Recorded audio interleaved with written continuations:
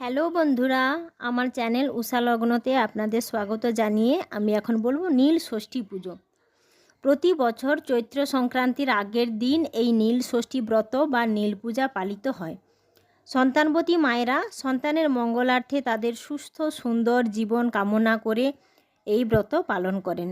নীল পূজা বা নীল ষষ্ঠী ব্রত মূলত দেবাদিদেব মহাদেব এবং মাতা পার্বতীর বিবাহ বা বিয়ে নামে পরিচিত।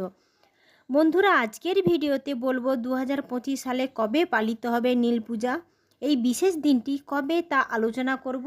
এই বিশেষ দিনে মায়েরা উপোস করে সন্ধ্যার পর শিবলিঙ্গে অভিষেক করেন এবং মহাদেবের পূজা অর্চনা করে তারপর উপোস ভঙ্গ করেন। নীলের প্রসাদ পেয়ে উপোস ভঙ্গ করেন।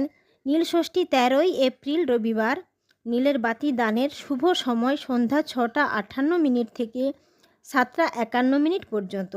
পূজার জন্য প্রয়োজনীয় বেলপাতা, ধূত্র ফুল, ফল, গাঁদা ফুল, আকন্দ ফুলের মালা এবং সাদা রঙের যে কোনো ফুল, কবির ফুল, দুর্বা, টগর ফুল, এইসব ফুল এবং নীল অপরাজিতা অবশ্যই রাখবেন।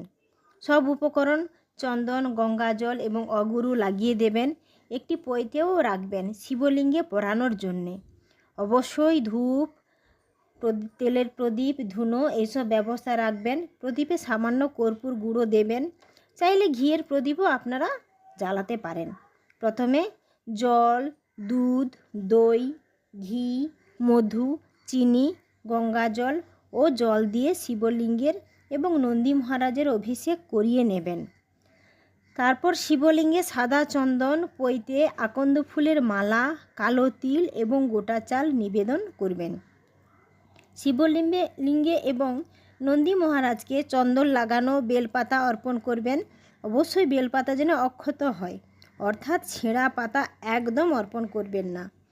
মহাদেবের সঙ্গে দেবী নীলচণ্ডিকার পুজো করবেন।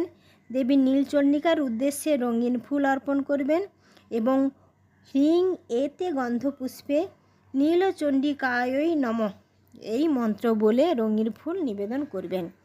এরপর শিবলিঙ্গের গৌরী পীঠে সাদা ফুল নিবেদন করবেন। এতে গন্ধপুষ্পে ষষ্ঠী দেব্যই নমঃ এই মন্ত্র বলে সাদা ফুল নিবেদন করবেন। এই দিন দেবী ষষ্ঠীর উদ্দেশ্যে বোটা সহ একটি কাঁচা আম নিবেদন করার নিয়ম আছে।